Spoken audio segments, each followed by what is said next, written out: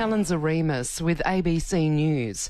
2 senior ministers in Boris Johnson's cabinet have resigned, saying they've lost confidence in the British Prime Minister. Michelle Rimmer reports. UK Health Minister Sajid Javid and Treasurer Rishi Sunak sent out their resignation letters in quick succession. Both say they've quit because they can no longer serve under Boris Johnson. The resignations were made public just moments after Mr Johnson admitted he appointed an MP to the role of Deputy Chief Whip, despite knowing about complaints of inappropriate conduct made against him. Last week, that MP resigned over fresh groping allegations. It follows months of speculation regarding the Prime Minister's future, including a vote of confidence last month, which saw just 60% of the government back Mr Johnson to continue as leader. Australian tennis player Nick Kyrgios will face court next month over an alleged assault. The details from Chantel Al-Khoury. 27-year-old Nick Kyrgios is now listed on the ACT Magistrates Court list for August the 2nd. It's understood he will face a charge of common assault after a domestic incident in December last year. The offence carries a maximum of 2 years jail. The news comes as Kyrgios prepares for his quarter-final at Wimbledon tonight after a controversial start to the tournament, which has included being fined for spitting and swearing.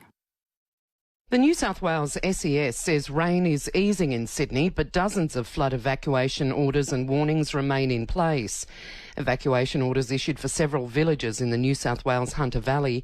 Andrea Cantel from the SES says the heavy rain has now moved north overnight. Hawkesbury Nepean area, certainly the weather system has moved away from that area for now and moved up further north. We might be expecting more weather this weekend though, so we're definitely not out of the woods yet. So we're just asking all communities to still be alert, especially if you're holidaying in different areas. Australia's international COVID border restrictions are being lifted from today. That means overseas arrivals no longer have to prove they've been vaccinated. Despite the changes, travellers are being urged to closely check all government and airline requirements before heading to the airport. Health experts believe a 4th COVID vaccine dose should be expanded to the general population as a new wave sweeps across the country. A 4th dose is currently only available to people who are immunocompromised, those aged over 65 and Indigenous Australians. ATAGI is meeting to discuss the merits of making a 4th shot more widely available.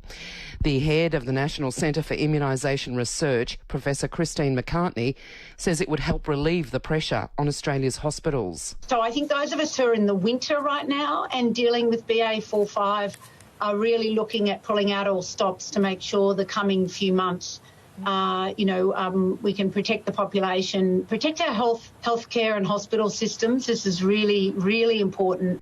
Dozens of organisations will be given federal funding for the first time to help people trying to access the National Redress Scheme. Survivors of institutional child sexual abuse can seek payments and counselling through the scheme, but the process can be overwhelming and complicated.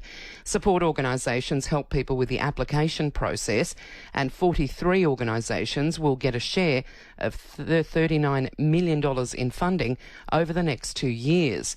The Federal Social Services Minister, Amanda Ridgeworth, says 15 of them are being funded for the first time. There's going to be a particular focus on people with a disability, Indigenous Australians in remote areas, and those who are abused in smaller or lesser known institutions. They're starting to grow in number of applications, and we want to make sure that people do have proper support. NASA's second rocket launch from the Northern Territory has been delayed again.